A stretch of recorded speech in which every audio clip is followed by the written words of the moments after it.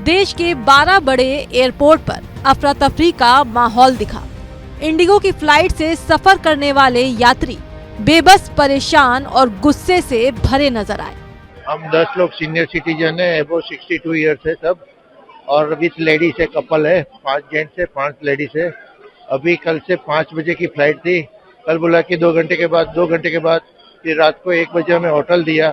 अभी सुबह होटल से पिकअप किया, बोला कि अभी इंडिगो सब फ्लाइट कैंसिल है, तो अभी जाए तो कहाँ जाए। क्या बता रहे हैं? हाँ, नहीं कैंसिल ही, नो इंडिगो फ्लाइट, नथिंग, कोई हेल्प नहीं मिल रही है। और ये लंबी लाइन, अभी सब लेडीज लोगों को बिठाया है। कारण जब वो एयरपोर्ट पर पहुंचे तो पता चला फ्लाइट रद्द है। सिर्फ शुक्रवार के ही आंकड़े देखें तो 600 से ज्यादा डोमेस्टिक और इंटरनेशनल उड़ानें इंडिगो की रद्द हुई। किसी की बिजनेस मीटिंग छूट गई, कोई शादी, तो कोई अपने ही रिसेप्शन में नहीं पहुंच पाया और कई यात्री घंटों एयरपोर्ट पर ही फंसे रहे। मुंबई में तो एक यात्री भड़कते हुए अपनी बेटी के लिए पैड मांगता नजर आया।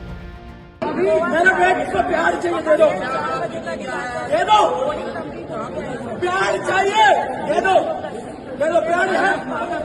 लेकिन सवाल ये कि ऐसे हालात बने क्यों?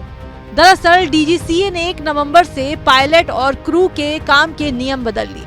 मकसद था पायलट और क्रू को पर्याप्त आराम दिया जाए, जिसके चलते पायलट और क्रू मेंबर के काम के घंटे कम कर दिए गए, छुट्टियां बढ़ा दी गईं। अब जाहिर सी बात है, स्टाफ कम पड़ गया और इंडिगो तैयारी नहीं कर पाया।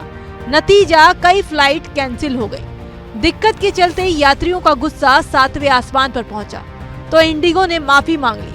कहा कि 5 से 15 दिसंबर तक कोई कैंसिलेशन चार्ज नहीं लगेगा। लेकिन संकट सिर्फ इतना नहीं है।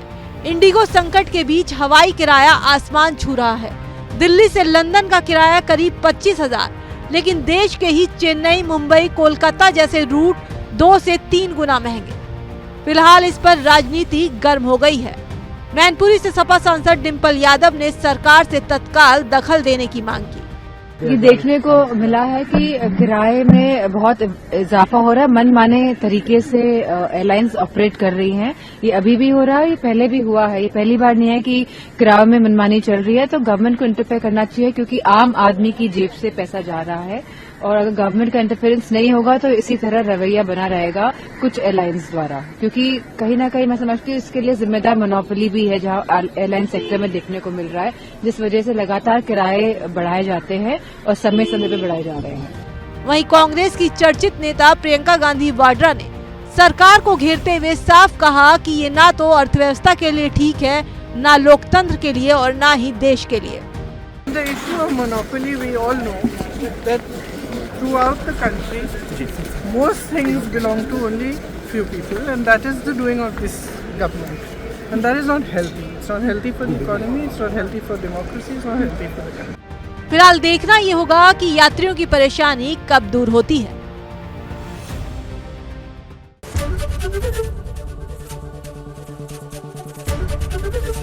एबीपी गंगा, खबर आपकी, जुबान आपकी।